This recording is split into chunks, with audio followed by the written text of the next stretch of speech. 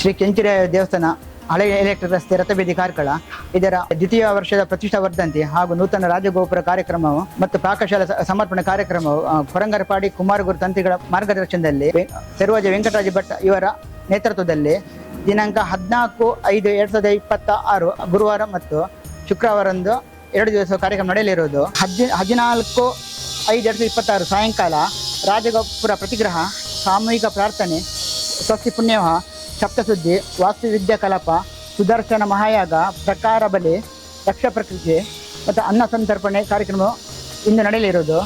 ಮತ್ತು 15/5/2026 ಶುಕ್ರವಾರ ಬೆಳಿಗ್ಗೆ 6:30ರಿಂದ ಪಂಚಕಲಶ ಆರಾಧನೆ, ಸಾನ್ನಿಧ್ಯ ಪ್ರಧಾನಯಾಗ, ಗಣಯಾಗ, ಭೈರವ ಮಹಾಮಂತ್ರಯಾಗ, ಕಲಶಾಭಿಷೇಕ, ನ್ಯಾಸಪೂಜೆ, ಮಹಾಪೂಜೆ, ಪ್ರಸಾದ ವಿತರಣೆ ಮತ್ತು ಅನ್ನ ಸಂತರ್ಪಣೆ ನಡೆಯಲಿರುವುದು.